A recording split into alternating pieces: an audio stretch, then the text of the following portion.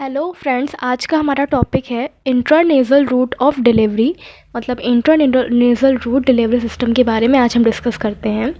तो पहले तो हम क्या करेंगे, इसका इंट्रोडक्शन पार्ट पढ़ेंगे, फिर एडवांटेज डिसएडवांटेज हम पढ़ते हैं, फिर हम इसके फॉर्मुलेशन कंसिडरेशन पढ़ेंगे, फिर क्या क्या हमारी कौन कौन सी फॉर्मुलेशन होती है जो नेज़ल रूट के थ्रू मतलब नेज़ल की प्रिपरेशंस बनाई जाती हैं, वो उसका एवेलुएशन पैरामीटर्स हम देखेंगे और फाइनली हम एप्लीकेशन पे जाएंगे। तो चलिए स्टार्ट करते हैं। सबसे पहले बात कर लेते हैं कि ये होते क्या हैं इंट्रानेज़ल। तो देखिए, इंट्रानेज़ल नाम ही है इंट्रानेज़ल, मतलब हम ड्रग को एडमिनिस्टर करते हैं किसके थ्रू, नेज़ल रूट के थ्रू करते हैं। मतलब ऐसी ड्रग जिनको हम नेज़ल रूट के थ्रू डिलीवर करते हैं, that are called nasal drug delivery system.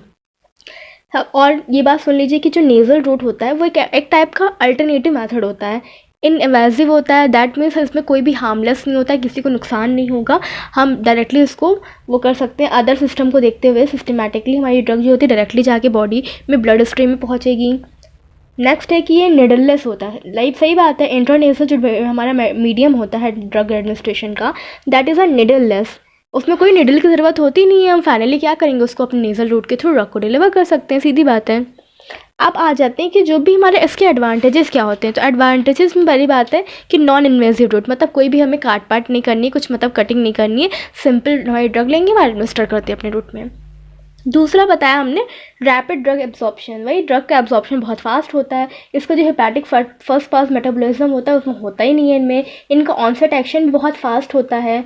जो बैरबिलिटी होती है, जो बड़े बड़े मॉलिक्यूल्स होती है, उनके हम इम्प्रूव कर सकते हैं। मतलब कि एब्जॉर्प्शन एनहांसर का यूज़ करके हम क्या कर सकते हैं, बैरबिलिटी इम्प्रूव कर सकते हैं।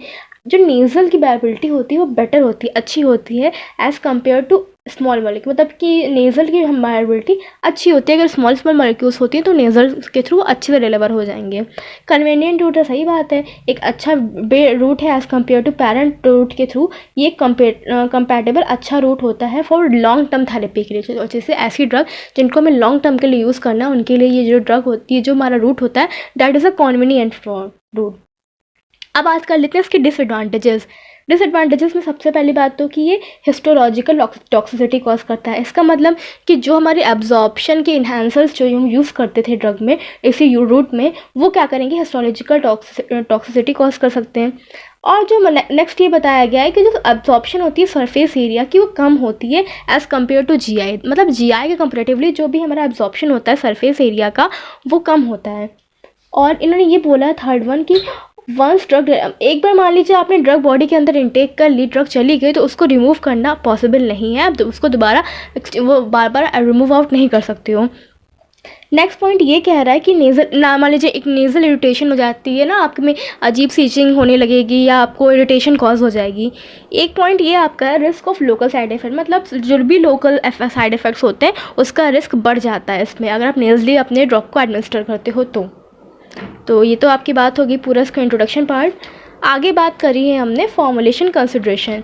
तो फॉर्मुलेशन कंसिडरेशन का मतलब जो भी हम अपने नेज़ल प्रिपरेशन बनाते हैं उनमें क्या क्या चीज़ों का यूज़ किया जाता है, क्या क्या मतलब क्या क्या क्राइटेरिया होता है, वो बता रहे हैं। तो देख लीजिए, जो भी नेज़ल फॉर्मुलेशन बनाई जाती हैं, सबसे पहली बात तो वो आप भी तो जानते हो, नेज़ल प्रिपरेशन जो भी होंगी वो हमारे सबसे स्मॉल वॉल्यूम में, मतलब बहुत कम वॉल्यूम में हम यूज़ करते हैं। इनकी रेंज हमारी अप्रॉक्स क्या होती है, 25 से 200 माइक्रोलीटर्स होती है।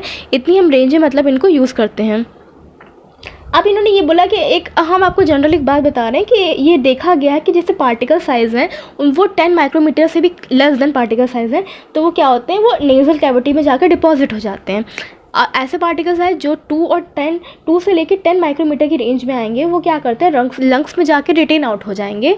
और जो आपके 1 माइक्रोमीटर से जाके छोटे छोटे पार्टिकल्स होते हैं, वो क्या होते हैं, वो एक्सहेल्ड हो जाते हैं आपके। अब देखिए, ये तो हमने बात करी, एक नॉर्मल आपको आउटवे बता दिया, क्राइटेरिया बता दिया। अब कौन कौन से फॉर्मुलेशन कंसिडरेशन, मतलब क्या क्या हम यूज़ करते हैं अपना। तो पहले तो हम ये ध्यान रखेंगे कि जो भी नेज़ल फॉर्मुलेशन होती है उसका pH of the formulation must be as a limit, जो ऑप्टिमम लिमिट होती है उसके बियॉन्ड होना चाहिए, उससे हमारा एक्सटेंड नहीं करना चाहिए। दूसरा बात करते हैं ह्यूमेक्टेंट। ह्यूमेक्टेंट आप जानते हैं जो भी हमारा मॉइस्चर को रिटेन आउट करता है, मतलब जो ह्यूमेक्टेंट्स होते हैं मॉइस्चर प्रोवाइड करते हैं। जैसे कि एग्जांपल में हम ये बोल रहे हैं, ग्लिसरीन हो गया आपका, सॉर्बिटॉल्स हो गए, एनामैनिटॉल्स हो गए आपके, उनका हम यूज़ करेंगे। थर्ड इस बात करते हैं हम ऑस्मोटिक एजेंट भी इसमें यूज़ किए जाते हैं फॉर्मुलेशन बनाने में, जैसे कि ऑस्मोटिक एजेंट में जो मतलब ऑस्मोटिक प्रेशर को बैलेंस करके रखते हैं, जैसे कि NaCl that is sodium chloride हो गया, सोडियम सल्फाइड हो गया आपका, सोडियम एसिड फॉस्फेट हो गए हमारे, ये सब हमारे क्या हैं ऑस्मोटिक एजेंट्स होते हैं। नेक्स्ट वन इज़ अ सॉल्युबलाइजर, जो सॉल्युबलाइजर मतलब सॉल्बिलिटी को इम्प्रूव कर देते हैं, दैट एजेंट आर कॉल्ड सॉल्युबलाइजर। तो इसके एग्जांपल्स आपके हैं, मान लीजिए ग्लिसरॉल्स हो गया, हम एक बात करते हैं स्मॉल क्वांटिटी में अल्कोहल्स यूज़ कर सकते हैं, सर्फेक्टेंट यूज़ कर सकते हैं, मीडियम चेंज में ग्लिसराइड्स यूज़ कर सकते हैं, ये हमारे होते हैं एज अ सॉल्युबलाइजर की तरह। नेक्स्ट फिफ्थ है हमारा जेलिंग एंड विस्कोसिटी एजेंट, मतलब जो विस्कोसिटी को इम्प्रूव कर देता है, जेलिंग प्रॉपर्टी का फॉर्मेशन करता है, ऐसे एजेंट। तो इसके एग्जांपल में जैसे आप बात कर लीजिए सेलुलोज एजेंट हो गया, कार्बोपोल्स आते हैं हमारे, हम जानते हैं ना स्टार्च आया है, डेक्स्ट्रिन हो गए हमारे, चाइटोसिन्स हो गए, ये सब हमारे क्या है जेलिंग या विस्कोसिटी एजेंट होते हैं। तो उनका भी हम यूज़ करते हैं नेजल फॉर्मुलेशन में एज अ जेलिंग या विस्कोसिटी एजेंट की तरह। नेक्स्ट हमारा 6th पॉइंट है एब्जॉर्प्शन इन्हांसर, ऐसे एजेंट जो क्या करते हैं हमारी एब्जॉर्प्शन को इन्हांस कर देते हैं। तो मतलब इनमें जो भी होती है मॉलिक्यूलर साइज जो होती है 100 डाल्टन से ज़्यादा नहीं होनी चाहिए, ये हमें लिमिट दी गई है। अब नेक्स्ट है 7th एंटीऑक्सीडेंट। एंटीऑक्सीडेंट तो आप जानते हो मतलब ऑक्सीडेशन, जो भी फ्री रेडिकल ऑक्सीडेशन चेन चलती है उसको रोकने का काम करते हैं, ऑक्सीडेशन प्रोसेस को रोक देते हैं, दैट आर एंटीऑक्सीडेंट। इसके एग्जांपल्स आपके सोडियम मेटाबाइसल्फाइड, सोडियम बाइसल्फाइड हो गया, ब्यूटाइरेट हाइड्रोक्सीटोलिन हो गया हमारा, टोकोफेरॉल्स हो गए, ये हमारे एंटीऑक्सीडेंट्स होते हैं। नेक्स्ट है हमारा 8 पॉइंट है प्रिजर्वेटिव। प्रिजर्वेटिव दैट इज़ जो हमारे क्या करते हैं प्रिजर्वेट करके रखते हैं, सेल्फ लाइफ को इम्प्रूव करके रखते हैं, हमारे ड्रग प्रोडक्ट को ख़राब नहीं होने देते हैं। तो इसके एग्जांपल हमारे पैराबीन्स हो गया, बेंजोनियम क्लोराइड आपके एग्जांपल्स हैं, फिनाइल इथाइल अल्कोहल्स हो गया, बेंजॉइल अल्कोहल्स हो गया, ये हमारे प्रिजर्वेटिव हैं।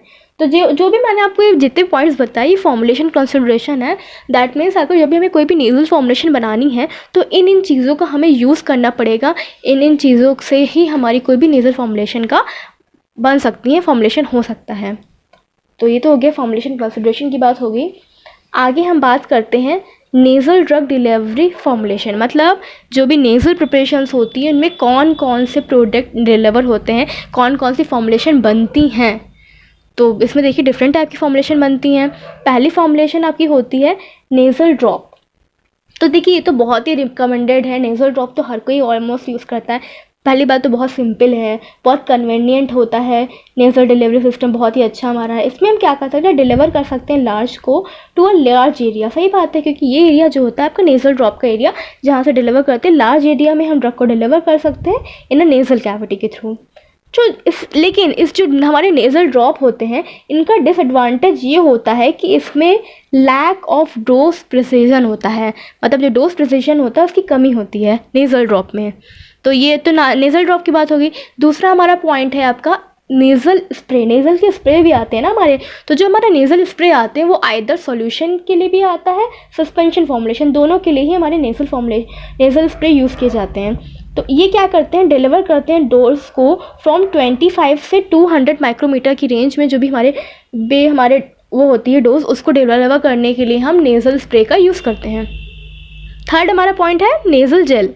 तो नेज़ल जेल क्या होते हैं, जेल नाम ही है तो मतलब उनकी विस्कोसिटी बहुत हाई होती है, थिकनेस बहुत ज़्यादा, ऐसे जो सोल्यूशन या ऐसे सस्पेंशन जिनकी थिकनेस बहुत ज़्यादा होती है, हाईली विस्कस होते हैं। इनका एडवांटेजेस सुन लीजिए। आपकी जो नेज़ल जेल होते हैं, पहली बात तो वो क्या करेंगे, पोस्ट नेज़ल जो भी हमारे ड्रिप होती हैं ड्यू टू हाई विस्कोसिटी वो कम हो जाएगी। दूसरी बात है जो भी एंटीरियर लीकेज होता है, फॉर्मुलेशन में जो भी लीकेज हो रहा है वो कम हो जाएगा। सही बात है। जो इरिटेशन हो रही है, अगर जो भी सूथनिंग या इमोलियंट है, एक्सेपियंट है, इनकी वजह से जो भी इरिटेशन हो रही है वो भी घट जाएगी। ये सब हमारे नेज़ल जेल के फॉर्मुलेशन जो बनते हैं उसके एडवांटेजेस हैं, ये यूज़ होता है। अब इसके बाद जेल के बाद हम बात करते हैं नेज़ल पाउडर। तो नेज़ल पाउडर क्या होता है, ये एक एसिड एसिडोसिस फॉर्मुलेशन होती है जिसको हम डेवलप करते हैं, सॉल्यूशन के लिए भी यूज़ करते हैं, सस्पेंशन के लिए भी यूज़ करते हैं, दोनों फॉर्मुलेशन के लिए यूज़ करते हैं। And can not be develop, मतलब इसको हम डेवलप ऐसे नहीं कर सकते, लैक ऑफ इनको हम मान लीजिए ऐसी ड्रग है जिनमें ड्रग स्टेबिलिटी की प्रॉब्लम होती है, तो उनके लिए हम नेज़ल पाउडर का फॉर्मुलेशन नहीं बनाते हैं। जिनमें क्या होता है, ऐसे ड्रग जिनमें स्टेबिलिटी की प्रॉब्लम होती है, मतलब वो हाईली उनको स्टेबिलिटी अच्छी चाहिए वरना वो अपना विड्रॉ वो नहीं कर पाते प्रॉपर्ली, तो उनमें क्या करेंगे हम नेज़ल पाउडर नहीं बनाते हैं। और नेज़ल पाउडर का एडवांटेज आप सुन सकते हैं कि इसमें हम प्रिजर्वेटिव नहीं ऐड करते हैं, लोकली एप्लीकेशन है, लोकली कहीं भी अप्लाई कर सकते हो आप, फॉर्मुलेशन स्टेबल होती है, अच्छी होती है। नेक्स्ट हम बात कर रहे हैं 5th point, mucosal atomization device, that is MAD। MAD क्या होता है? एक टाइप का डिज़ाइन है, एक डिवाइस है जो डिज़ाइन किया गया है किस लिए? एमरजेंसी पर्सनल को डिलीवर करने के लिए नेज़ल मेडिकेशन। मतलब एक ऐसा डिवाइस हमने बनाया है जिससे कि हम क्या कर सकते हैं, एमरजेंसी में अपने पर्सन्स जो होंगे, जो भी लोग होंगे, वो डिलीवर कर सकते हैं ड्रग को नेज़ल मेडिकेशन के लिए। जैसे कि एटमाइज स्प्रे आते हैं हमारे, जो आते नहीं है आपके एटमाइजेशन स्प्रे आपके आते हैं, और इनकी जो रेंज होती है हमारी 30 माइक्रोन होती है, ब्रॉड 30 माइक्रोन स्प्रे हमारे होते हैं।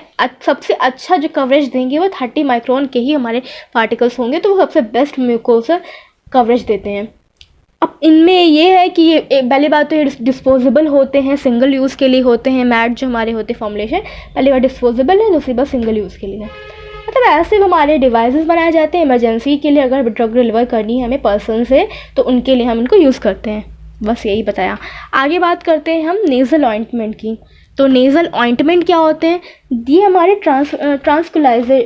ट्रांसकुलेंट होते हैं। सबसे पहली बात तो होमोजीनियस होते हैं, और क्या होंगे? विस्कस होंगे, सेमी सॉलिड प्रिपरेशन होती है, जिनको हम कहाँ पे लेते हैं? इंटरनेट टू द माउथ, मतलब नोज़ में लेने के लिए हमारी पहली बात है। देखिए होमोजीनियस बताया हमने, विस्कस बताया, सेमी सॉलिड प्रिपरेशन है, ट्रांसलूसेंट है हमारी प्रिपरेशन, और इसको हम इनटेक कहाँ करते हैं? नोज़ पे लेते हो तो लेंगे, क्योंकि नेज़ल है प्रिपरेशन है। इनकी विस्कोसिटी की वजह से क्या होता है, they will not ooze out from the nose. मतलब इनकी विस्कोसिटी ऐसी होती है ना, सेमी सॉलिड प्रिपरेशन होते हैं, इसलिए इनकी विस्कोसिटी इस टाइप की होती है कि ये क्या होते हैं, नोज़ से बाहर ooze आउट नहीं हो पाते हैं ना, क्योंकि सेमी सॉलिड एकदम थिक हमारी प्रिपरेशन होती है, तो बाहर स्नूज आउट नहीं हो पाएंगे। तो ये आप बात हो गई नेज़ल ऑइंटमेंट की। अब बात करते हैं नेबुलाइज़र।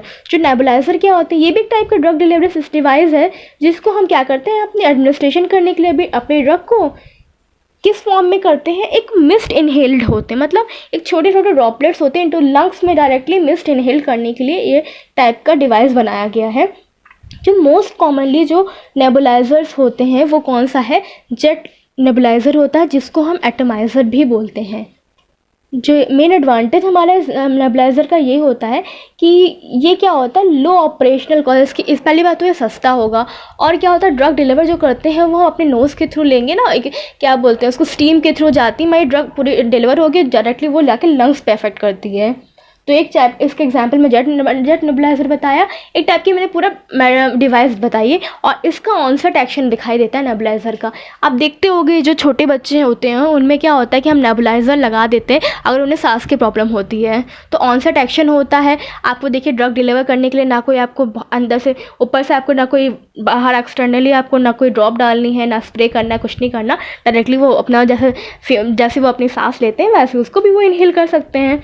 तो एक टाइप का सिंपल मैकेनिज्म है, सिंपल प्रोसेस है for drug delivering of through nasal route. चलिए ये तो बात हमने कर दी अपनी नेज़ल ड्रग डिलीवरी फॉर्मुलेशन, जितनी फॉर्मुलेशन थी मैंने आपको डिस्कस कर दी। अब हम बात करते हैं इवैल्यूएशन पे। जो भी नेज़ल फॉर्मुलेशन हमने बनाई हैं उनका इवैल्यूएशन कैसे होता है? तो इवैल्यूएशन ऑफ नेज़ल फॉर्मुलेशन में भी दो टाइप है हमारे, एक होता है इन विट्रो स्टडीज़, दूसरा होता है इन वीवो स्टडीज़।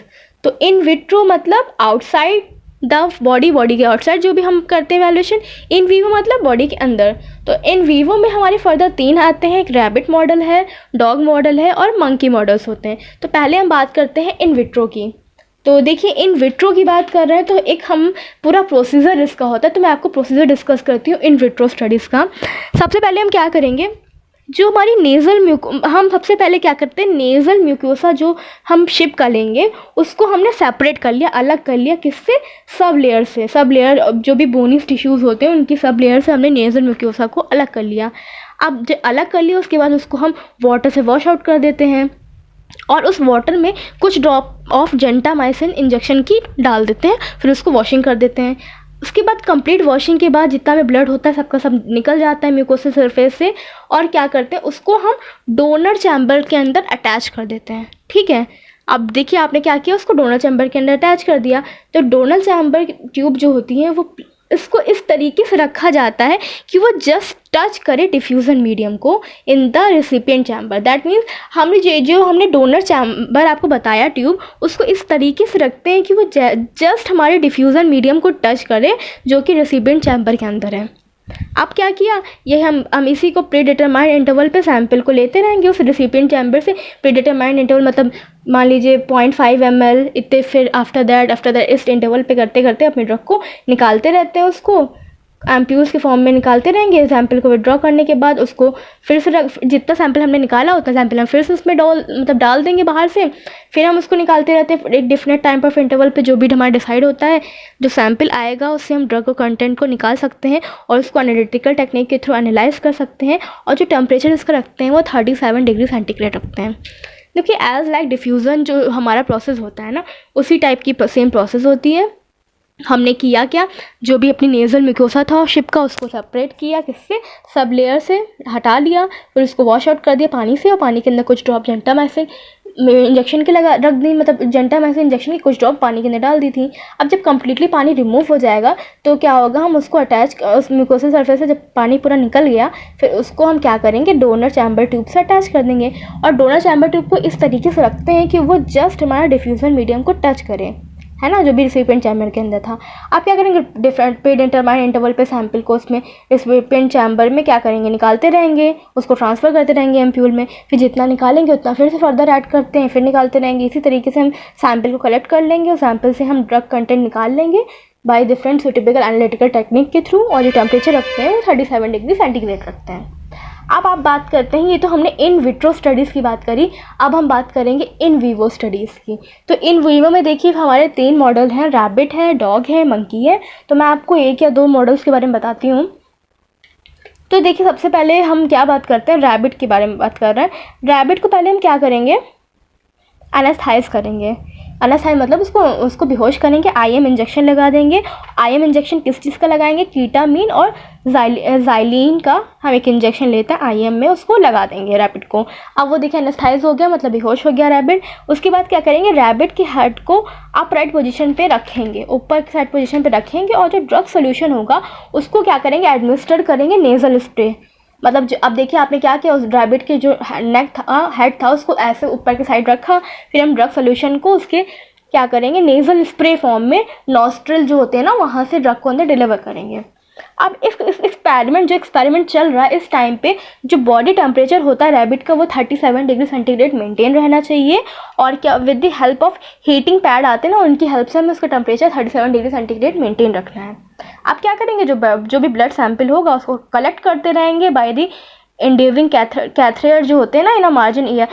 मतलब जो भी ब्लड सैंपल होगा उसका कलेक्ट करेंगे। कैसे कलेक्ट करेंगे, मार्जिनल ईयर वीन जो होती हैं उस थ्रू, या आर्टरीज, उसके थ्रू हम उसका सैंपल, यहाँ मार्जिनल ईयर जो होती है ना, वहाँ से उसका ड्रग सैंपल निकाल के अपना ड्रग सैंपल को कलेक्ट करते रहेंगे, ब्लड सैंपल को, फिर उसको एनालाइज करके ड्रग कंटेंट निकाल लेंगे, मतलब कितना ड्रग कंटेंट था।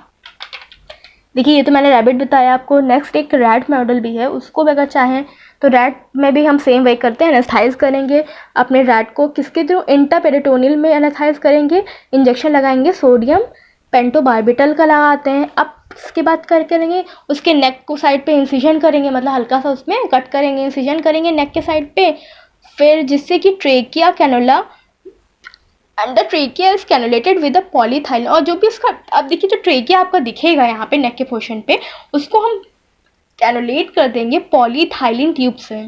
ठीक है, हमने पॉलीथाइलिन ट्यूब से देखिए अब कर दिया। आफ्टर दैट हम क्या करते हैं, एक दूसरी ट्यूब लेते हैं, उसको भी अंदर इंसर्ट करेंगे ऑयसोफेगस के थ्रू, जिससे कि वो पूरा कहाँ जाए, posterior reason of the nasal cavity के पोस्टीरियर रीजन में पूरा नीचे तक जाए। अब देखिए जो भी दूसरा हमने पास किया था वो क्या करेगा, उसको सील कर देगा, नेस्ट्रोपैरेथल ट्रैक को सील कर देगा, जिससे कि जो ड्रग सोल्यूशन होगा वो ड्रेन आउट नहीं हो पाएगा। सही बात है, आप देखिए ड्रग सोल्यूशन आपने उस पूरा पैसा सील ही कर दिया, तो ड्रग सोल्यूशन अब ड्रेन आउट नहीं हो पाएगा नेजल कैविटी से थ्रू द माउथ। तो जो ड्रग सोल्यूशन होगा वो डिलीवर होगा नेजल कैविटी के थ्रू, नॉस्ट्रल्स के थ्रू, और थ्रू द कैनुलर टिश्यू ट्यूब, मतलब दोनों के थ्रू ही हो सकता है। जब बॉडी सैंपल को, उसको ब्लड सैंपल को कलेक्ट कर लेंगे फैमिली वेन से। बस यही मॉडल है।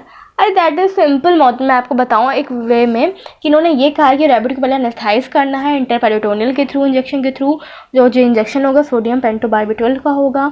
इंसिशन करेंगे नेक पे और ट्रैकिया जो होगा हमारा उसको कैनुलेट करेंगे पॉलीथायलिन ट्यूब के थ्रू। एक और ट्यूब इंसर्ट करेंगे और इसोफेगस की तरफ से, जिससे कि वो पूरा नेजल कैविटी तक जाए, जिससे कि इसकी जो नेजोपैथल का ट्रैक हो जाए वो पूरा सील हो जाएगा। अब ड्रग का सोल्यूशन बाहर ड्रेन आउट नहीं हो पाएगा नेजल कैविटी के थ्रू जो माउथ से आता है। ड्रग सोल्यूशन को अब हम डिलीवर करेंगे इसके अंदर कैविटी के थ्रू, नॉस्ट्रल्स के थ्रू और थ्रू द मान लीजिए हम उसको नॉस्ट्रल्स के थ्रू या तो करते हैं या तो कोई कैनुलेशन ट्यूब लगा दी उसके थ्रू ड्रग को डिलीवर करेंगे, या तो नॉस्ट्रल्स के थ्रू, दोनों में से किसी तरह से हम ड्रग को डिलीवर कर सकते हैं। अब उसके बाद क्या करेंगे, डिफरेंट टाइम इंटरवल पे ब्लड सैंपल को कलेक्ट करते रहेंगे। कहाँ से कलेक्ट करते रहेंगे, फेमोरियल वेन से करते हैं, और उसके बाद उनका क्या करेंगे, ड्रग कंटेंट निकाल लेंगे with the help of analytical techniques के थ्रू निकाल के हम उसको एनालाइज कर देंगे। इसमें भी टेम्परेचर हम 37 डिग्री सेंटीग्रेड रखते हैं बॉडी टेम्परेचर। देखिए ये तो हमने आपको इवैल्यूएशन पैरामीटर बना दिए इन विट्रो और इन वीवो। देखिए इन विट्रो में ये था कि हम बॉडी के बाहर कर रहे थे, इन वीवो में क्या है बॉडी के अंदर कर रहा है, सिंपल है। इवैल्यूएशन के बाद हम बात करते हैं एप्लीकेशन की। तो application nasal drug delivery system की कहाँ है। सबसे पहली बात तो है delivery of non peptide pharmaceuticals की डिलीवरी करने के लिए, जैसे कि प्रोजेस्टेरोन्स जो होते हैं, एस्ट्रोडायोल्स होते हैं, प्रोपेनोल्स होते हैं, नाइट्रोग्लिसरिन्स होते हैं, इन सब की डिलीवरी करने के लिए, मतलब नॉन पेप्टाइड जो फार्मास्यूटिकल्स होते हैं इनकी डिलीवरी करने के लिए यूज़ करते हैं। दूसरा है delivery of peptide based pharmaceuticals. Peptide based pharmaceuticals की डिलीवरी, जैसे कि आप इंसुलिन की बात कर लो, कैल्सिटोनिन की बात कर लीजिए, पिट्यूटरी हार्मोन्स जो होते हैं उनकी बात कर लीजिए, तो ये पेप्टाइडल बेस्ड फार्मास्यूटिकल्स होते हैं। थर्ड वन है डिलीवरी ऑफ डायग्नोस्टिक ड्रग। जो भी डायग्नोस्टिक ड्रग्स होती है ना उनकी डिलीवरी। डायग्नोस्टिक ड्रग जैसे कि सल्फोन थैलेमाइड होते हैं, सिक्रेटिन होता है, पेंटागैस्ट्रिन होता है, ये सब, या सेरुलिन होता है, वाइटल डाइज होती हैं, इन सब की डिलीवरी करनी, मतलब जो डायग्नोस्टिक ड्रग्स होती हैं उनकी बात कर रहे हैं। अब फोर्थ पॉइंट हमारा है delivery of drug to brain. Delivery of drugs to brain that is, जैसे हमारी ट्रीटमेंट ऑफ पार्किंसन डिजीज़ हो गई, आपकी अल्जाइमर डिजीज़ हो गई, फॉर डिलीवरिंग ऑफ MSH हो गया, आपका ACTH हो गया, इंसुलिन टू ब्रेन, इन सब की डिलीवरी करने के लिए भी हम क्या करते हैं, नेज़ल रूट को यूज़ करते हैं। नेक्स्ट पॉइंट है डिलीवरिंग ऑफ वैक्सीन। जो वैक्सीन्स होते हैं ना उनकी डिलीवरी के लिए, जैसे कि नेज़ल म्यूकोसा सबसे पहली साइट होती है जो कांटेक्ट में आती है ना पैथोजेंस के विद इनहेल। जैसे आप कोई भी पैथोजन होगा तो पहले वो नाक इनहेल की करोगे तो जो नेज़ल म्यूकोसा होगा सबसे पहले उसी कांटेक्ट में आता है पैथोजन। जो नेज़ल पैसेज होता है वो रिच होता है लिम्फोइडल टिश्यू से। सही बात है, जो भी नेज़ल पैसेज होगा वहाँ पे लिम्फोइडल टिश्यू बहुत ज़्यादा होता है। अब जो भी ड्रग वैक्सीन की डिलीवरी होती है वो भी नेज़ल रूट के थ्रू ही हम मोस्टली करते हैं। तो ये देखिए आपकी एप्लीकेशंस थी इस टॉपिक की, नेज़ल ड्रग डिलीवरी सिस्टम। आज हमने टॉपिक डिस्कस किया।